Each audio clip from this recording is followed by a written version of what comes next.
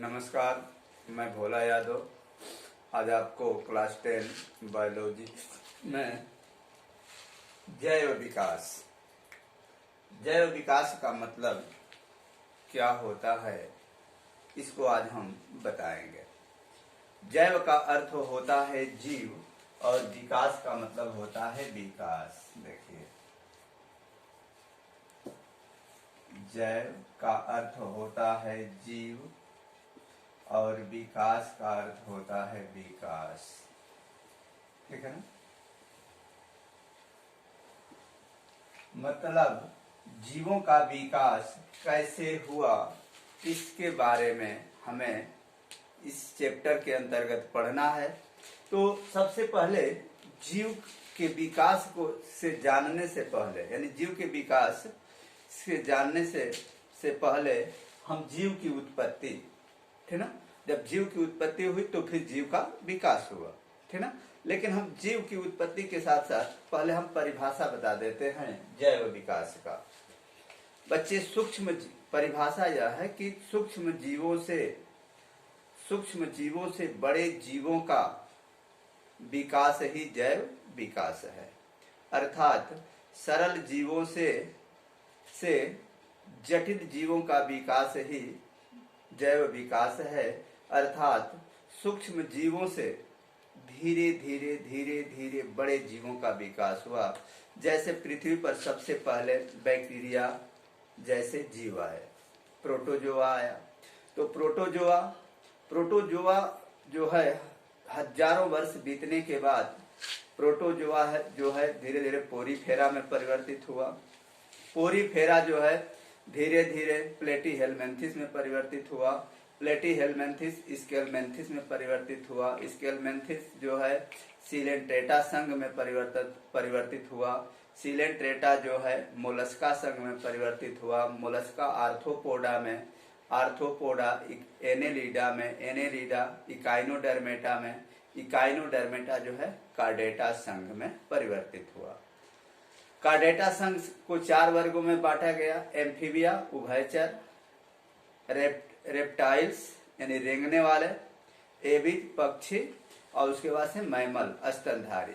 ये क्रम हुआ बच्चे। लेकिन एक कड़ी से दूसरे कड़ी में, यानी कहने का मतलब है कि प्रोटोजोआ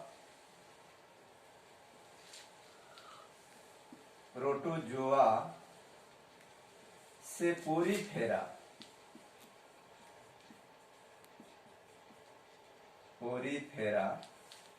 संघ में बदलने में हजारों वर्ष का समय लगा, ठीक ना। और यही प्रोटोजोआ से पोरीफेरा बना, पोरीफेरा से प्लेटीहेलमिन्थिस,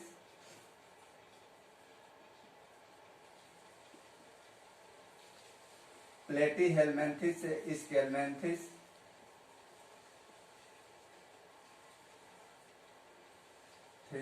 स्केलमेंथिस से हुआ सीलेंट्रेटा। इस तरह से क्रम हुआ बच्चे। यानी प्रोटोजोआ से लेकर के और सबसे उच्च कोटि के मानव तक का जो विकास हुआ, इसी को हम जैव विकास कहते हैं। और इसी को हम परिभाषित करते हैं कि सरल जीव प्रोटोजोआ से जटिल जीवों तक, यानी कार्डेटा मानव जैसे जीवों का विकास ही क्या कहलाता है? जैव विकास। तो जैव विकास के जितना हम बताएंगे आपको, इससे पहले हम बता देना चाहते हैं जीव की उत्पत्ति कि बच्चे पृथ्वी पर जीव की उत्पत्ति हुई कैसे, ठीक है ना। देखिए, तरह तरह के वैज्ञानिकों का यह अपना मत है, विचार है कि जीव की उत्पत्ति जो है, पहले किसी भी सिद्धांत की उत्पत्ति जो है धर्मों के आधार पे ही हुई। हिंदू धर्म में, बाइबिल में, कुरान में जो है जीव की उत्पत्ति के बारे में वर्णित किया गया है। हिंदू धर्म मनु स्मृति में यह बताया गया है कि जब प्रलय हो गया था तो मनु और शत्रुपा 2 नाम के मनुष्य थे, और वहीं से जो है पृथ्वी पर जीव की उत्पत्ति हुई। और उसी मनु शत्रुपा की 10वीं संतान दशरथ थे, ग्रह में राम थे। इसीलिए हम समस्त हिंदुस्तानी लोग ये कहते हैं कि हम भगवान राम के वंशज हैं। ऐसा हमारा हिंदू धर्म मनु स्मृति मानती है। बाइबल में यह बताया गया है कि पृथ्वी पर जीव की उत्पत्ति 7 दिनों में हुई। पहले दिन धरती और आकाश बना, दूसरे दिन जो है ग्रह बने, तीसरे दिन सूर्य और चंद्रमा बने, चौथे दिन नदी और पहाड़ बने, पांचवें दिन पेड़ पौधे बने और छठवें 7वें दिन जो है मानव की उत्पत्ति हुई।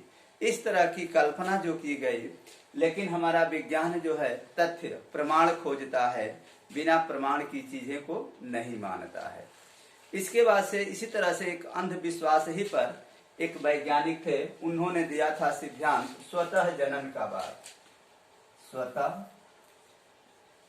स्वतः जनन बाद।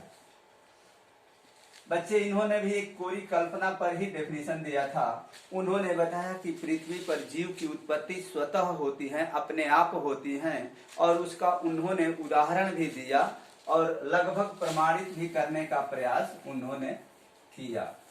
उन्होंने 2 जार लिए शीशे का, ठीक है, और इसमें जो है मछली के टुकड़े को रख दिया, ठीक है।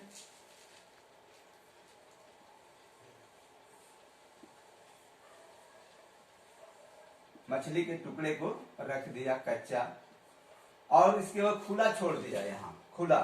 और इसके बाद से क्या हुआ कि देखे कि 4 दिन 5 दिन के बाद इसमें जो है स्वतः जो है छोटे छोटे कीड़े मकोड़ों की उत्पत्ति हो गई। और इस आधार पर उन्होंने प्रमाणित किया था कि पृथ्वी पर जीव की उत्पत्ति स्वतः होती है, अपने आप होती है। एक वैज्ञानिक थे जिनका नाम था वान हेलमांट। इन्होंने बताया था कि मिस्र की एक नील नदी है, और नील नदी पर जब सूर्य की पहली किरण पड़ती है तो वहां से स्वतः जो है मेढक मछली जैसे जीवों की उत्पत्ति होती है। ये सभी सिद्धांत जो हैं यह वैज्ञानिक तथ्य पर नहीं, धार्मिक तथ्य पर आधारित है। एक वैज्ञानिक ने यहाँ तक बता दिया था कि मानव की पसीने से भीगी हुई कमीज में अगर हम गेहूं को रख दिया जाए, रखा जाए, तो 8 दिन के बाद